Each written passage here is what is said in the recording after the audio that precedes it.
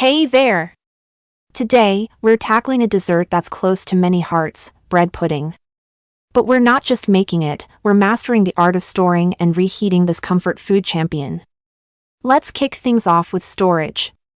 You've just pulled a steaming pan of bread pudding from the oven, and it's filling your kitchen with that irresistible aroma. But what if you're not ready to dive in just yet? For short-term storage, room temperature is your friend. Let that pudding cool down to avoid condensation, then cover it loosely with a clean kitchen towel or some foil. Find a cool, dry spot away from direct sunlight or heat sources.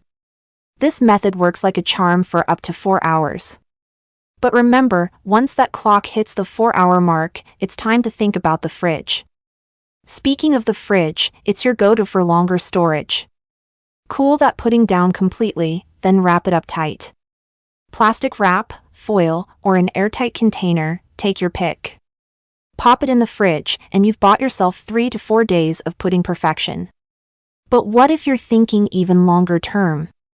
That's where freezing comes in handy. It's a game changer for batch cookers and leftover lovers alike.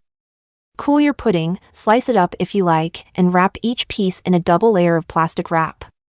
Tuck these wrapped treasures into a freezer bag or container, slap a date label on it, and you're golden. Your future self will thank you in 2 to 3 months when you're craving a taste of comfort. Now, let's talk about reheating.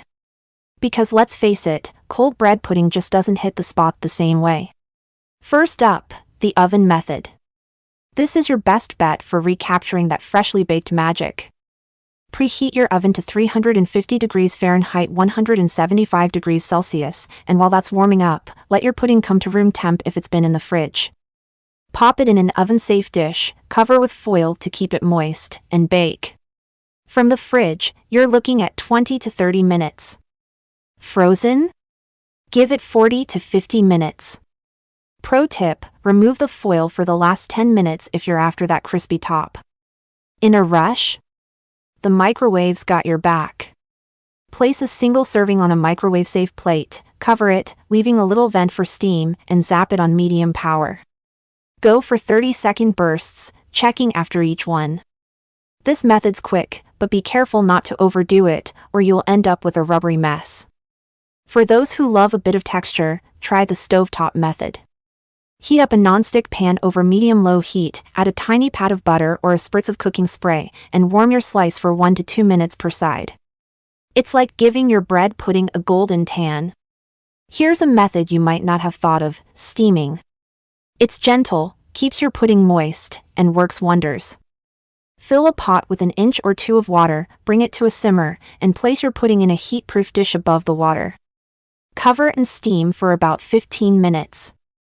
Air fryer fans, rejoice, this kitchen gadget isn't just for crispy fries. Preheat your air fryer to 350 degrees Fahrenheit 175 degrees Celsius, wrap your pudding in foil, and air fry for 5 to 8 minutes. You'll get that perfect balance of crispy exterior and soft, warm interior. Now, let's talk about serving. This is where you can really let your creativity shine. Sauces are bread pudding's best friend. A classic vanilla sauce is always a winner, but why not shake things up?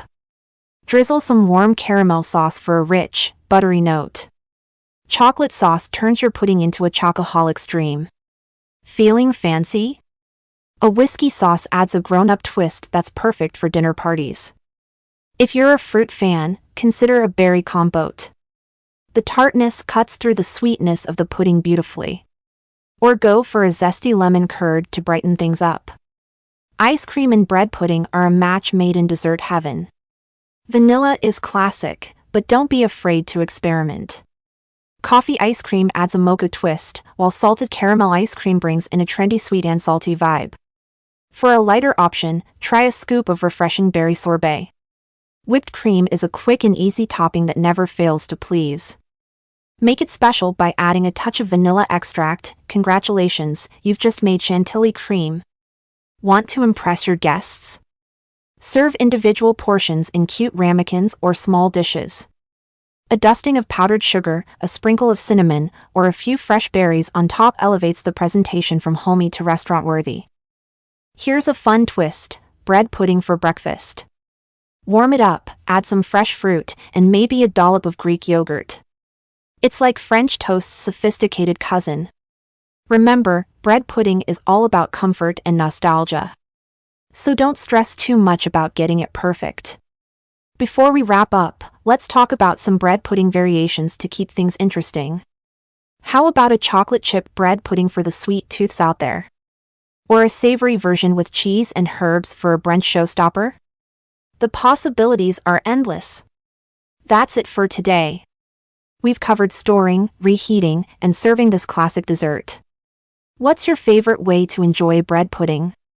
Are you a purist who loves it plain, or do you go all out with the toppings? Drop a comment. Don't forget to like, subscribe, and hit that notification bell for more delicious content.